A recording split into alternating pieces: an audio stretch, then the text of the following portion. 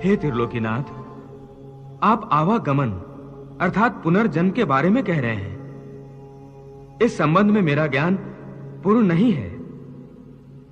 यदि आप पुनर्जन्म की व्याख्या करें तो कृपा होगी।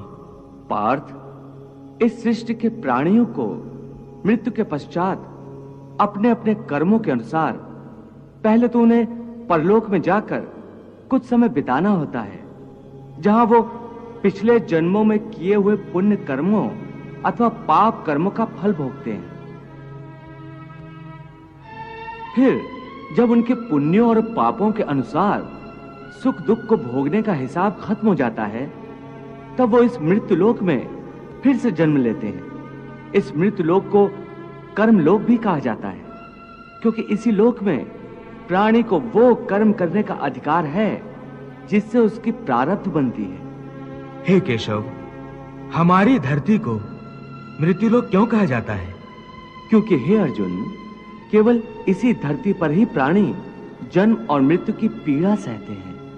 अर्थात दूसरे लोकों में प्राणी का जन्म अथवा मृत्यु नहीं होती? नहीं अर्जुन, उन लोकों में प्राणी का न जन्म होता है और न मृत्यु, क्योंकि मैंने तुम्हें पहले ही बताया था कि मृत्यु केवल इस शरीर की होती है, आत्मा की नहीं। आत्मा तो न जन्म लेती है और न मरती है। तुमने तो यह भी कहा था कि आत्मा को सुख दुख भी नहीं होते, परंतु अभी कह रहे हो कि मृत्यु के पश्चात आत्मा को सुख भोगने के लिए स्वर्ग आदि में अथवा दुख भोगने के लिए नरक आदि में जाना पड़ता है। तुम्हारा मतलब यह है कि आत्मा को केवल पृथ्वी लोक पर ही सुख दुख नहीं होते, स्वर्ग अथवा नरक में आत्मा को भी सुख या दुख भोगने पड़ते हैं? नहीं अर्जुन, आत्मा को कहीं किसी स्थान पर या किसी काल में भी सुख दुख छू नहीं सकते, क्योंकि आत्मा तो मुझ अविनाशी परमेश्वर का ही प्रकाश रूप है। हे अर्जुन, मैं माया के अधीन नहीं, बल्कि माया मेरे अधीन है, और सुख दुख तो माया की रचना है। इसलिए जब माया मुझे अपने घेरे में नहीं ले सकती, तो माया के रचे हुए सुख या दुख मुझे कैसे छू सकते हैं?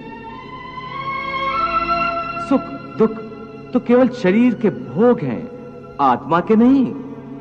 हे केशव, लगता है कि तुम मुझे शब्दों के मायाजाल में भरमा रहे हो। मान लिया कि सुख दुख केवल शरीर के भोग हैं, आत्मा इनसे अलिप्त है। फिर जो शरीर उनको भोगता है उसकी तो मृत्यु हो जाती है, वो शरीर तो आगे नहीं जाता। फिर स्वर्ग अथवा नरक में सुख दुख को भोगने कौन जाता है? जीव आत्मा। जीव आत्मा? हां पार्थ, जीव आत्मा। ये जीव आत्मा क्या है केशव? देखो, जब किसी की मृत्यु होती है तो असल में ये जो बाहर का स्थूल शरीर है केवल यही मरता है। इस स्थूल शरीर के अंदर जो सूक्ष्म शरीर है वो नहीं मरता।